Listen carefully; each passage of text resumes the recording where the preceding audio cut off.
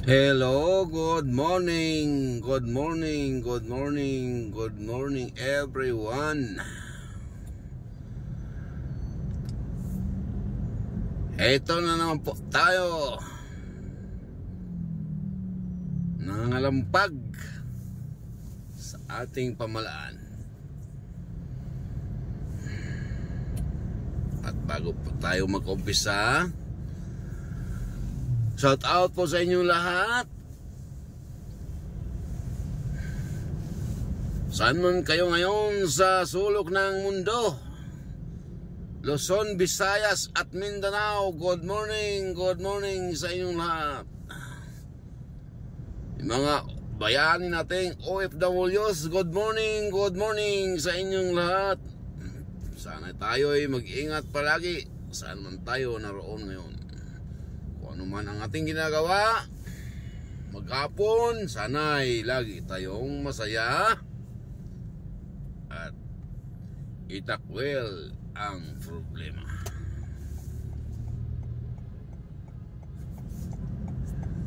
Bago po tayo pumunta sa ating mga trabaho, iiwanan po natin sa bahay ang ating sama ng loob, problema,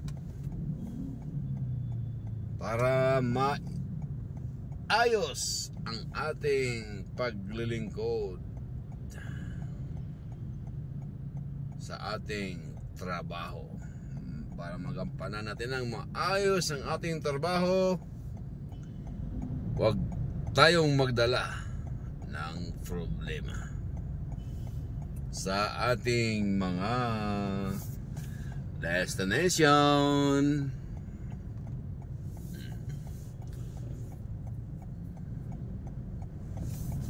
Okay?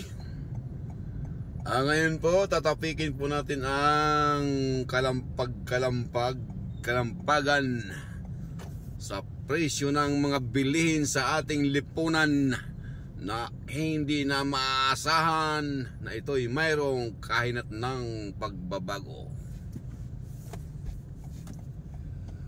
Tibay at patuloy tayong magdasal sa buong may kapal. Sana'y sa lahat ng oras, sa lahat ng araw, lagi tayong sasamahan sa hirap man o ginhawa ng ating buhay.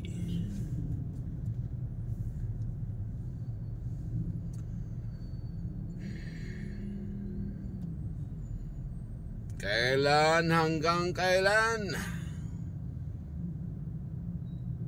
Hanggang kailan umasa si Juan sa mababang presyo ng ating mga bilihin sa ating lipunan?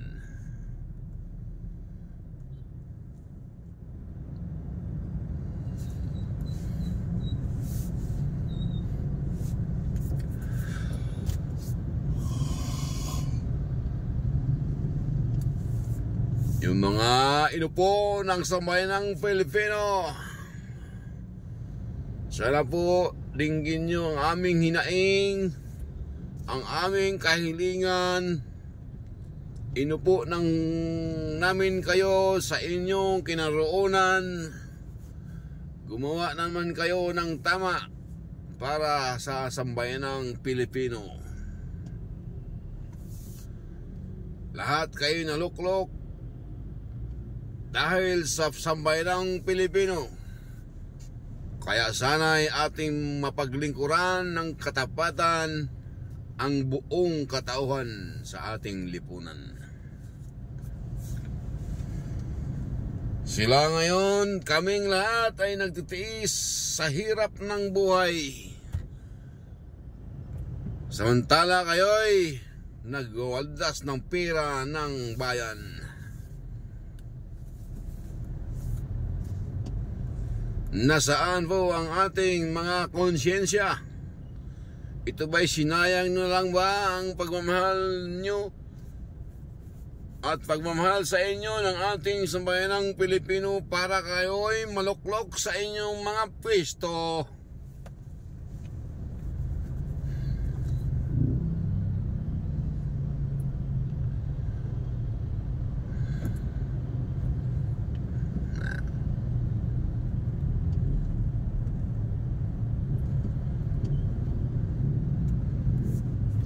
Bilang sambayanang Pilipino, tayo ay may mga sariling opinyon, pananaw na ating nasaksihan sa mga pang-araw-araw nating pangailangan.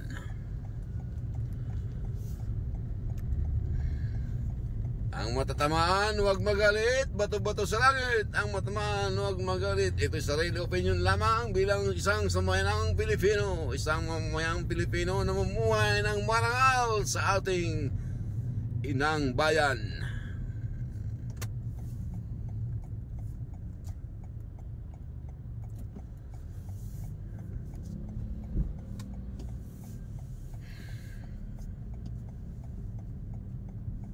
Nanawagan po kami sa gobyerno ito,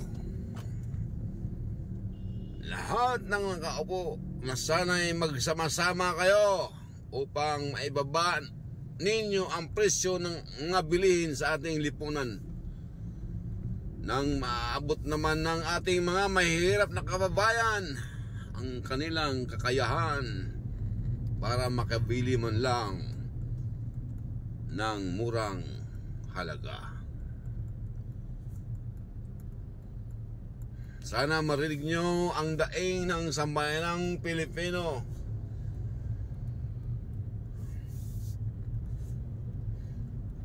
Ang presyo po ngayon ng bigas sa probinsya ay pumapalo ng 75 per kilo.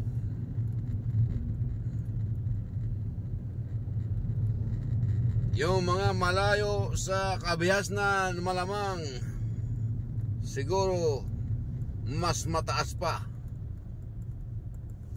ang presyo ng bigas.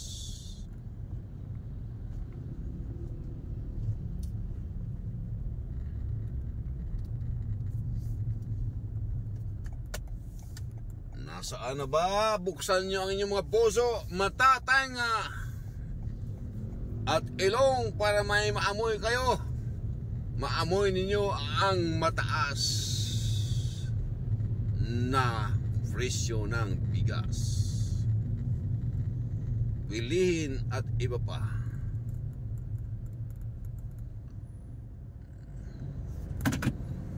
Isang tabi lang nyo muna ang mga sigalot na hindi naman nakakatulong sa ating bansang naghihirap, ang gulo.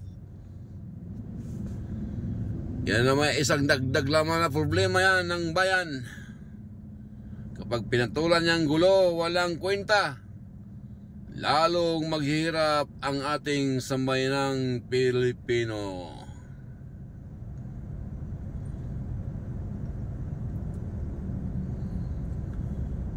Mahal na Pangulo,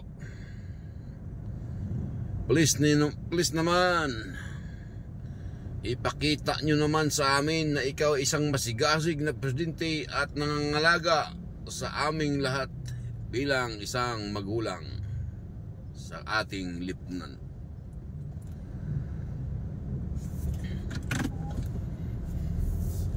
Inupo ka ng sambayanang Pilipino bilang isang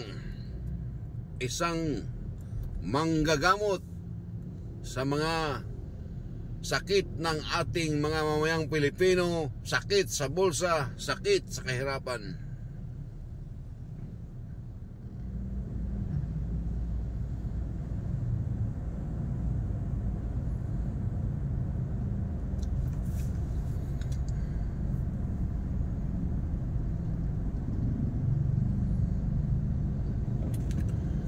Kumilos ka, mas mahal na Pangulo. Huwag mong pansinin yung mga negatibong bagay. Palagahan mo ang sigaw ng sambayanang Pilipino sa kanilang nararamdaman na gutom ang kanilang mga pamilya sa ngayong panahon na. Huwag mo intindihin yung mga bumubulong sa'yo na kung hindi naman nakakatulong sa pangkalahatang problema ng bansa, huwag mo silang pakinggan. Pakinggan mo ang naramdaman mo para sa sambayanang Pilipino, para sa taong bayan na umupo at nagpaupo sa inyo sa pwesto, sa kapangyarihan.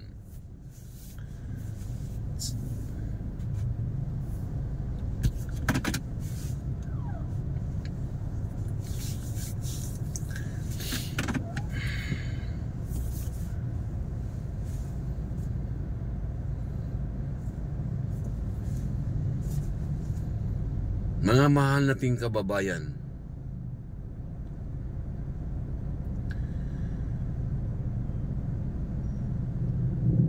gaano man kahirap ang buhay natin ngayon sa ating lipunan, patuloy pa rin tayong gumawa ng kabutihan. Maawa rin ang Panginoon sa ating lahat. Tayo'y Kanyang tutulungan. Hindi man sa atin nakatulong ang ating inupo sa Malacanang, pero ang Diyos ang siyang nakakita at nakasaksi ng problema ng pangkalatang Pilipino. Kaya hiniling ko lang po sa inyo, maging matibay tayo, matatag, at iwasan ang gumawa ng mali sa ating kapwa. Huwag natin silang tularan na kung ano man ang ginusto sa kanilang buhay ay kaya nilang gawin dahil sila mayroon at hawak nila ang pera ng sambayanang Pilipino. Mag-iiba tayo ng landas. Huwag natin silang tularan. Dahil ang kanilang kasayahan nga naramdaman ngayon, ang kanilang kayamanan na natatanggap ngayon, ang kapalit niyan, ang kahinatnan niyan, sa darating ang panahon ay maging kabaliktaran ang lahat na yan.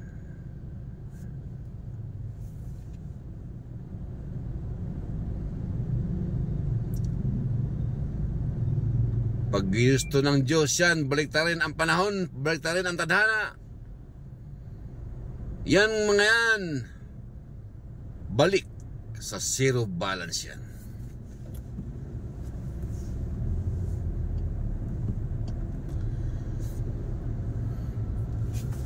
Inisip nila ngayon sila ang Diyos kasi sila ang nandyan sa kapangyarihan. Sila ang maperang tao. Ano man ang kanilang gustuhin sa mata ng tao, sa batas ng tao, ay kaya nilang gawin. Pero sa batas ng Diyos,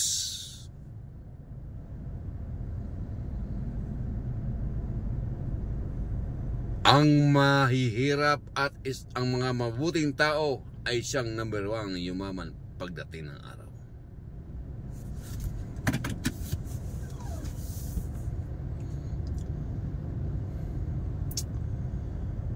Mayaman sa pagmamahal sa kapwa.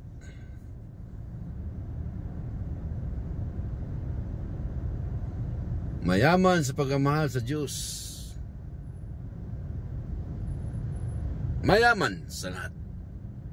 Pagdating ng araw, ang mahirap ang mayaman sa lahat. Maging babaliktad na ang lahat. At ang mga mayaman ngayon ay sila naman ang gagapang sa hirap.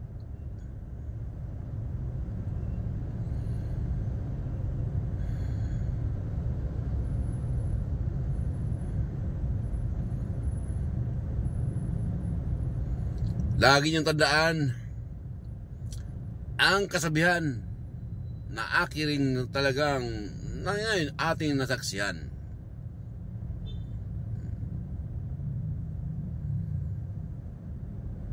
Naaalaala nyo ba? Ito isang kwento.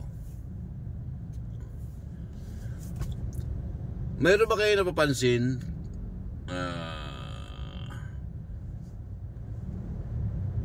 Wala siguro no. Mayroon ba sa inyong nakapansin at sumasagi sa inyong isipan ang aking nababasa ko sa aking isipan at ang laman ng aking isipan? Nakukuha nyo ba? Ito po yun.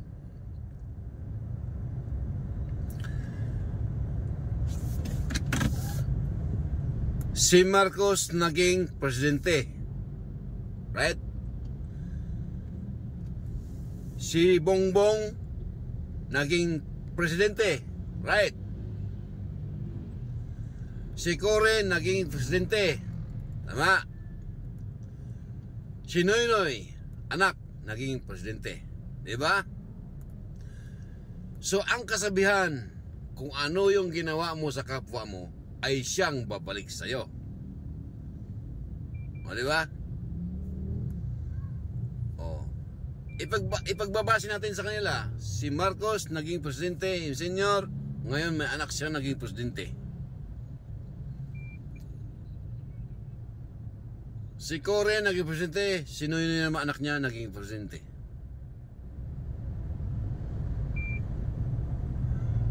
Si Duterte, Digong naging presidente, darating ang panahon na may anak naman siya naging presidente.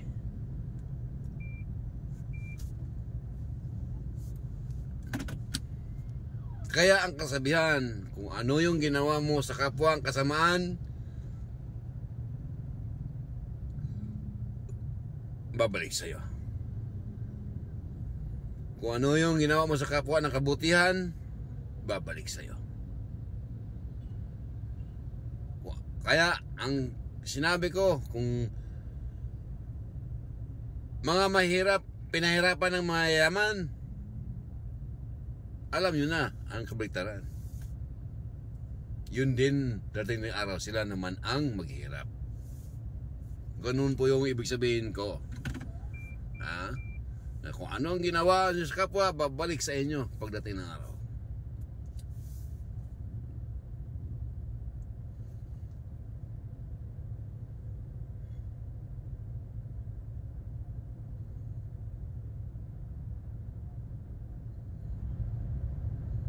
Kaya hanggat maaga, hanggat tayo may pera, hanggat tayo malakas,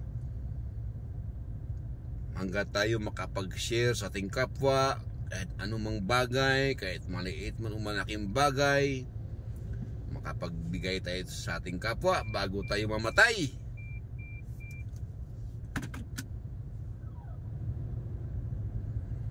Bago man lang tayo mawala sa mundong ito, nakapagbigay tayo ng magandang halimbawa at magandang kalooban sa ating kapwa. Kaya bakit hindi natin kayang ibigay ang presyong mababa para sa ating kalahatang Pilipino na ngayon naghihirap, naghikaos sa buhay?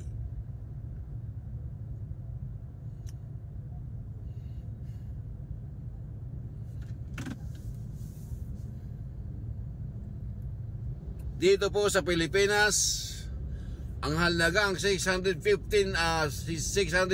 pesos ang minimum.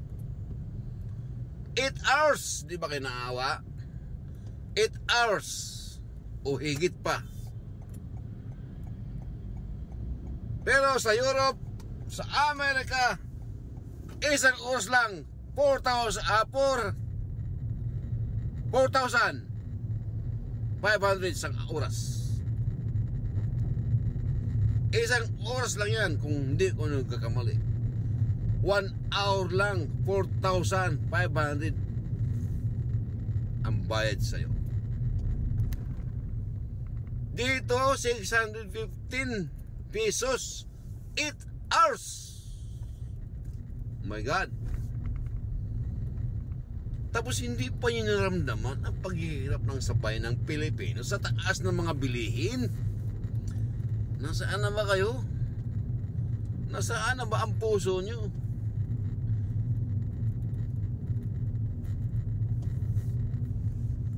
Ang sarap magalit talaga eh. Pero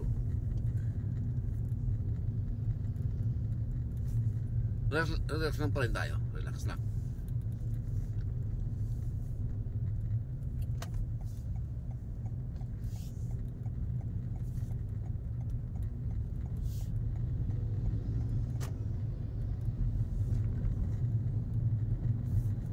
Relax lang. Iba pa naman magalit ang mga mahirap. Rain or shine.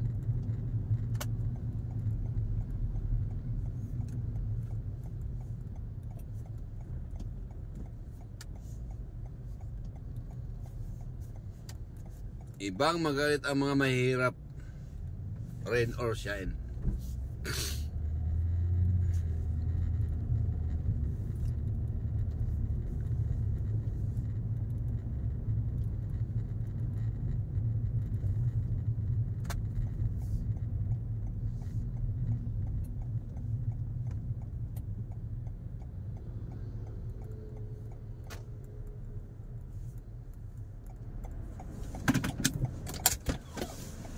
Rain or shine.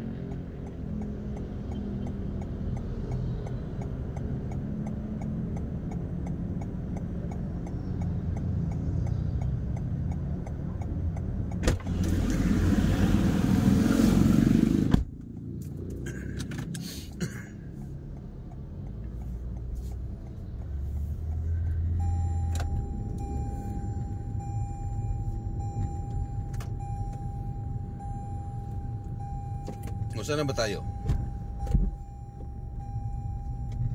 Maki mo kape? Bumili ko ng kape?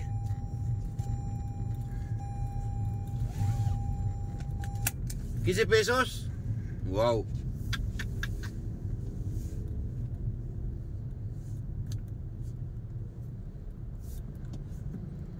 $15 kape. So ilan na lang yung minimum mo? 600 na lang kasi nabawasan mo ng kape. Nabawasan mo ng 15. Magkano minimum ngayon? 615? Oh, 615 nga yata eh. Oh, 600 na lang.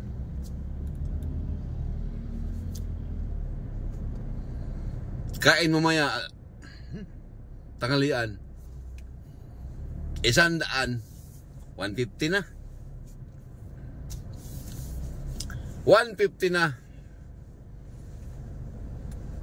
Pag minalas-malas, ginagabi, bago ka pauwiin, hindi makapunan ka na. 250 na. Nabawas.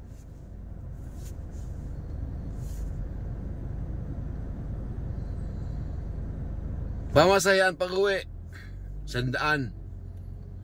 315 na nabawas.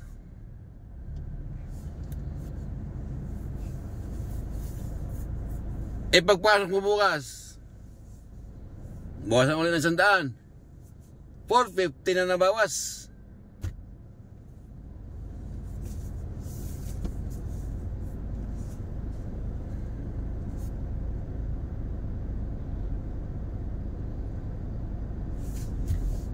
Diba?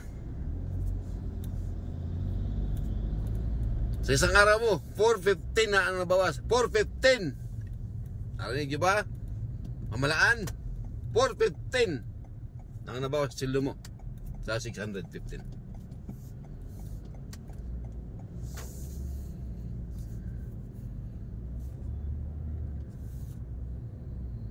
Eh, isang buwan ang kisinas katapusan ng sweldo. O yung iba lingguhan. Eh, wala ka na. Diyos ko. Anong maiwan pamilya? Diyos ko. 615 ang nabawas mo. 415, iiwan mo yung 200 pamilya.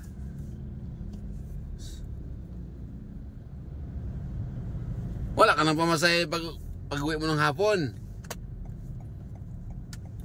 So utangin mo yung pamasahe mo pag ng hapon para may maiwan yung pamilya doon 200, hindi mo bawasan yon. Utangin mo yung panghapon na pamasahe mo.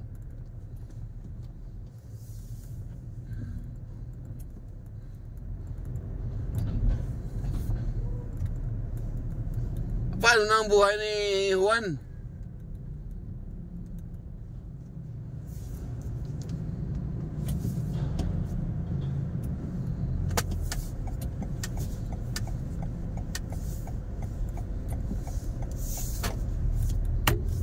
Ba? Nagkalit-silit siya ng buhay ni Juan. Diyos Ginoo. Di ha, tuwing hapon na lang makakahiram ka ng 100 tuwing hapon pag uwi mo kasi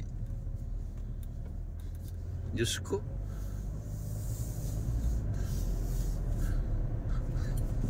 Ay, pagdating ng Sabado, Sildo, wala na pong natitira. Kulang pa. Kaya pagpasok ng Lunes na ang ating kapatiran na construction worker o lahat, pagpasok ng Lunes, inuutang na po yung iiwan na pagkain ng anak at saka asawa. Inuutang na rin po yung pamasahe pagpasok. Pagdating ng Lunes pa lang. So pagdating ng sweldo, ganoon na naman. Wala nang natira. Kaya pagpasok naman ulit ng Lunes, manghiram na naman at utangin na naman yung pagkain ng iiwan sa pamilya.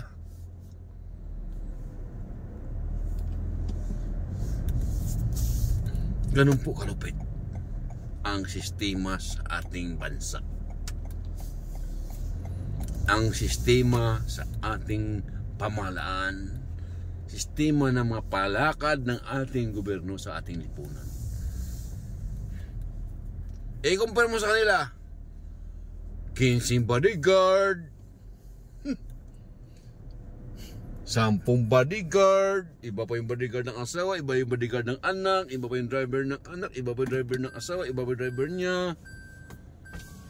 Ang masama pa, nakapirol pa sa Congress. Wow. Yun ang masama. Lahat na yun nakapirol sa Congress. Oh.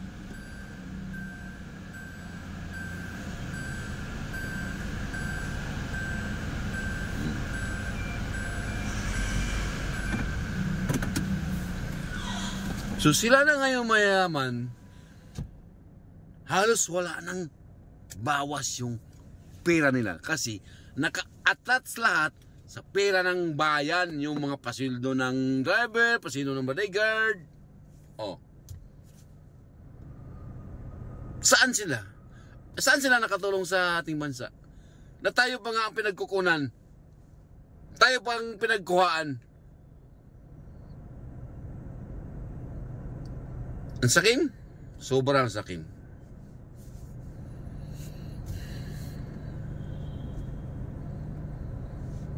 Kaya po hindi talaga nila naramdaman ang puso at damdamin ng sabayan ng Pilipino. Once po yan na kumakain sila sa mga mamahaling restaurant, nakakalimutan na po tayong mga mahirap. Totoo yan. Lalo na kapag yung mga kabit nila antay mahirap, ay nako po, mas lalo na pong hindi nakakapansin sa mga mahirap yan. Dahil sasabihin ng mga kabit nila, mga chikiting nila, ay kung naintindihan sila, 6 years ka lang, 6 months ka lang, 4 years ka lang, wala ka na naman dito. Pag-intindihin mo yung mga mahirap na yan. No? Yan ang mga strategy ng yung mga chiching. Number 1 po yan, nakakasama sa nakapagpasama ng pagkatao ng ating mga nasa gobyerno. Number 1 po yan, yung mga babae, yung mga kabit.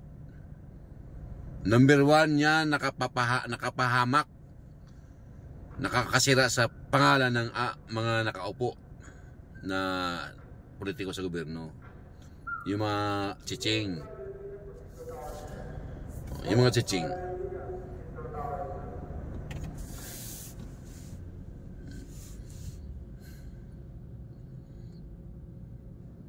wala na po talaga tayong asenso sa ating bansa. Hanggat hindi po tayo, mas gustuhin pa natin yung mas siguro, mas gustuhin pa ng pangkalatang Pilipino na yung isang taong mahirap, isang taong walang alam, isang taong mangmang, ay hindi naman as in mangmang, hindi. Hindi sa makatuwid lang, isang taong hindi nakapag-aral, pero may puso, may diskarte, at mabait, at may utak. May utak naman. Kaysa yung mga taong talino, wala po eh. Yung talino kasi, dapat kasi ang totoong talino ginagamit sa kabutihan. Yan po ang totoong talino kung isipin nyo yan. Yun po yung totoong talino. Yung ginagamit yung katalinuhan para sa lahat ng mga tao saan man sa sulok ng mundo.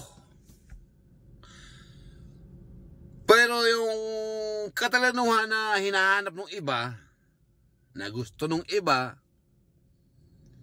yan yung katalinuhang wise. Wise. Wise po ang ibig sabihin. Wise po ang kategory nung ganun. Wise po. Hindi po yan matalino. Wise lang. Wise po yan. Wise. Hindi yan totoong talino. May pagka-wise. Ibig sabihin ng wise, may plan at mapaglamang sa kapwa. Yun po yung wise. Ang talino kasi po, ang totoong talino, yung ginagamit mo sa kabutihan, sa ating kapwa. Kasi po ang totoong talino, yung ang puso po yun at saka isip yung nagsasabi sa iyo eh. Yung nag-utos. Isip mo at yung puso ang nagsasabi sa iyo. Yung yung katalinuhan na wise, isip lang yun, walang puso yun. Ang ibig sabihin nun, walang puso yun, isip lang ang nandun yun sa part ng wise. Kaya yun ang katalinuhan, matalinong wise. Yun po yun, doon po siya nakategori. Kategori pa yun yung walang puso. Yung walang puso. Yung parang may, ba yung na walang puso? Alam ko mayroong ibon, mayroong hayop na walang puso eh. Isi-search ko pa yan. Doon po siya na kategori, na napupunta sa ganung bagay.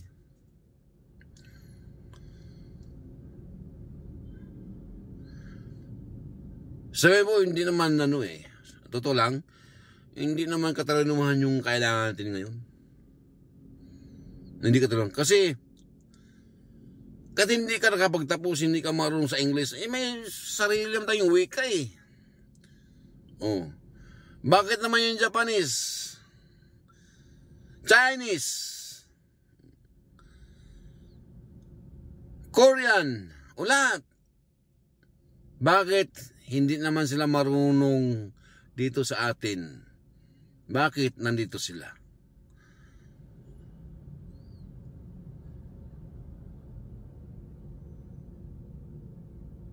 Kasi po, kaya po hindi na po mahalaga na magaling ka sa English. Kung ikaw mag-presente, hindi po mahalaga kung may sarili kang wika gamitin mo. Kumuha ka lang ng interpreter. Yan naman ginagamit ng Japanese. Chinese. Yung hindi marunong sa Tagalog, hindi marunong sa English. Ang malaga po, yung marunong sa tao. Yung marunong magmahal sa kapwa at nagpapalaga sa sambayan ng Pilipino.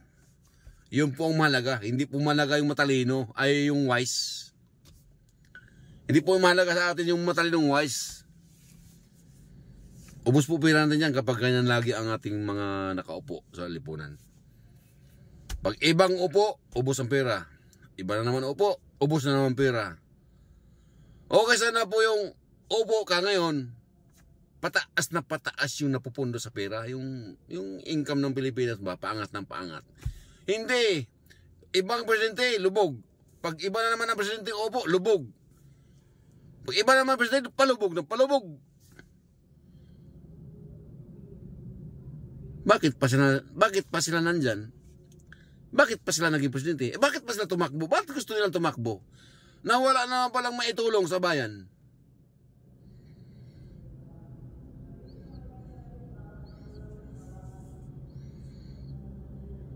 Tumakbo ka dahil pangarap mong tumulong sa kapwa. Diba? Pero bakit pag nakaupo na, ubos na ang pera ng bayan, hindi pang panatulungan? Nakaka-high blood.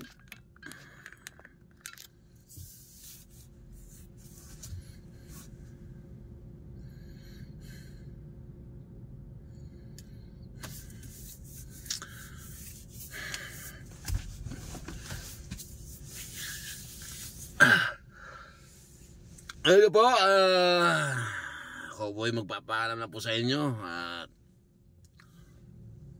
maglinis na po na sa sasakyan.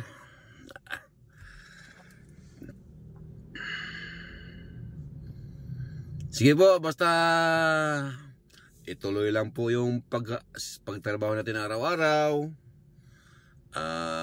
Patuloy lang tayong magtiwala sa Panginoon, patuloy lang tayong magsikap. Kahit gaano man kahirap, magtiwala lang tayo. At huwag tayong gumawa ng masama na labag naman sa ating batas. Labag din sa ating sarili, no? Kahit okay, patuloy lang tayo. Kung tayo may nagugutom at wala makain, manghingi lang tayo sa ating mga kapitbahay. May mga puso naman yan, iba. Manghingi lang tayo. Kaya, kasi wala tayong umasa sa gobyerno. Bahala na yung gobyerno kung may pagkaloob sila. Pero kung wala, hanggat maaari, huwag na tayong lumapit. Hayaan natin sila. Pubukusin mo nilang pera dyan, bahala sila. Dati rin ng araw, may hangganan yan sila. May hangganan lahat. Hindi naman nila madadala yung pera na yan. Sabi ko nga, ang pera ng pera nila, maging lupa din yan, tulad natin. Basta tayo, tuloy lang ang laban, tuloy lang, sikap lang. Kung walang mga makain, manghingi lang po tayo sa mga kapitbahay. Okay lang po yun, wag lang tayo magnaka, wag lang tayo ma-hold up, basta wag lang gumawa tayo ng masama, wag lang gumawa ng masama. Ito yung kanya-kanya mo tayong mga opinion sa ating mga naranasan ngayon. Masakit po talaga kasi galing pa tayo sa pandemic 2022 na nairaos tayo ni Presidente Digong, Tatay Digong noon nung pandemic. Nakatawid tayo ng 6 years. Hirap man ang buhay. Natawid na ng 6 years ni Tatay Digong, tuloy-tuloy ang suporta nila. May ayuda, mayroong sabing may nakukuha ka sa SSS, may nakukuha ka sa kanyan. Dami siyang daming tulong ang gobyerno nung panahon ng pandemic, no. Kung baga, iwas out ang pera, hindi sa atin yan, ibigay yan sa sambayan ng Pilipino. Yan po ang panindigan ni dating Presidente Roa Duterte. Kaya ang mga tao noon, talaga namang kahit walang trabaho, buhay na buhay sila. Kasi may gobyernong nag-aalaga sa kanila eh. Mantakin nyo.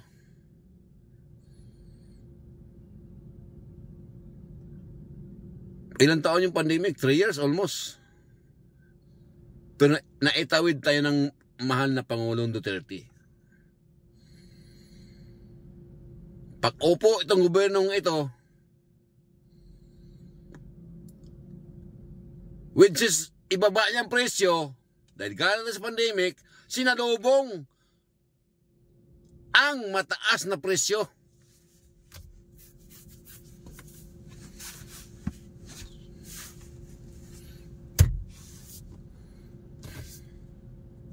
Kabad trip. Sige, dito na lang mga kababayan. Patuloy lang po tayong mabubuhay ng marangal. Patuloy lang po tayo ng magsikap. At kung tayo may nagugutom, manghingi po tayo sa ating mga kapitbahay. Baka sakali may maibigay sa atin. Kahit man lang tagkalating kilo, 1/4. Yung 1/4 na kilo, kung marami namang magbibigay sa iyo, dahil marami na rin yan. Basta pahalagahan po natin ang anumang bagay na natanggap natin sa ating kapwa. Hindi man tayo, yung mga nagbibigay, hindi man nag-antay ng kapalit. Ang mahalaga lang, palagahan mo, gumawa ka rin ng, kung mayroon ka, tinulungan ka ng kapwa mo, tumulong ka rin sa ibang kapwa mo. Para bang as in, ikalat-kalat mo yung kabutihan. For example, may taong tumulong sa'yo.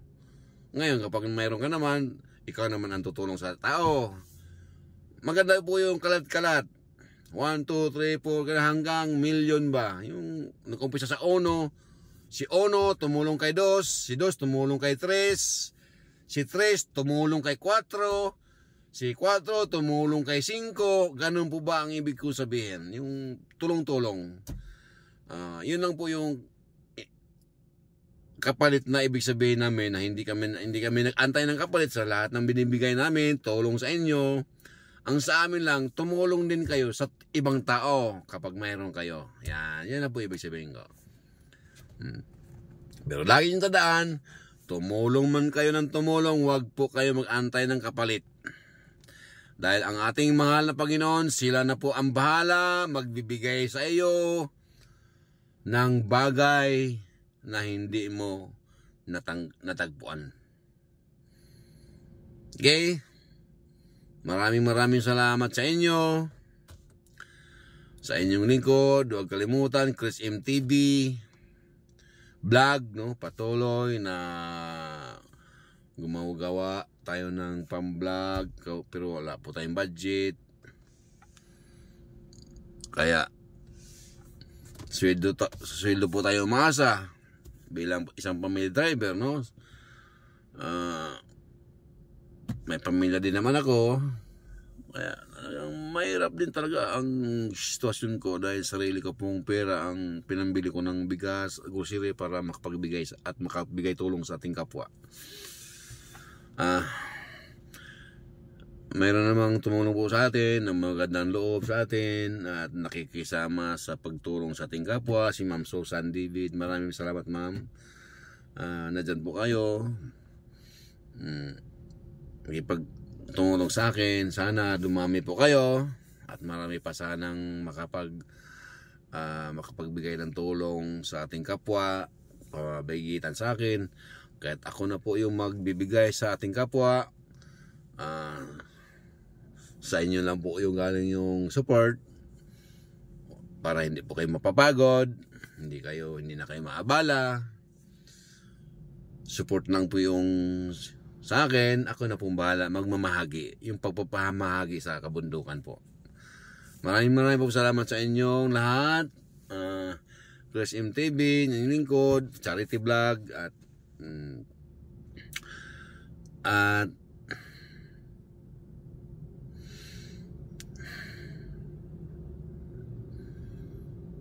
huwag niyo kalimutan magmahal sa ating kapwa. Sana'y marami pa tayong matulungan at marami ding tutulong sa atin. Maraming pong salamat. Kung sino po yung gustong tumulong, ito po ang GCash number ko. Ito lang po yung hulugan nyo. Kung sino man yung pong may magandang kalooban, ito lang po yung GCash na paghulugan nyo. Huwag po kayong gumamit ng ibang number dahil yun po ay hindi ko number. Ayoko po masira pangalan ko. Kaya pag-iingatan ko po ang pangalan ko, kaya yun po ang number ko, yun lang po ang hulugan nyo. Kung sino po yung magandang loob, magkusang gandang loob na tumulong sa charity vlog ko. 0993-271-8257. Yan po ang Gcash ko, kung sino po yung gustong may magandang loob tumulong sa akin para itulong din natin sa ating mga mahirap na kababayan. Wala po kaming pili, madam, sir, kung ano mang bagay, malaki, maliit man. Ang malaga po, nadyan po kayo, magandang loob sa amin, sa mga taong ating tutulungan. May mga pilay, may mga lumpo, may mga disable. Masakit man isipin, talagang ganyan ang buhay. Kaya kung sino man po yung medyo maginawang buhay, samahan niyo po ako. God bless po sa inyo lahat at marami pong salamat. Sana'y ang bliss po sa inyo ay laging sumasa inyo. Maraming salamat po sa inyo lahat, Luzon, Visayas at Mindanao, mga mahal naming bayani sa OFWs, mga OFWs, mag-ingat po kayo, saan man kayo naroon ngayon, ano man ang inyong ginagawa sa mga oras na ito. Lagi niyong tandaan, wala pong ibang tutulong. Ang Panginoon nasa inyo, sumasa inyo, at ang sarili nyo ay pag-iingatan. Maraming salamat po. I love you sa inyo lahat. Bye-bye.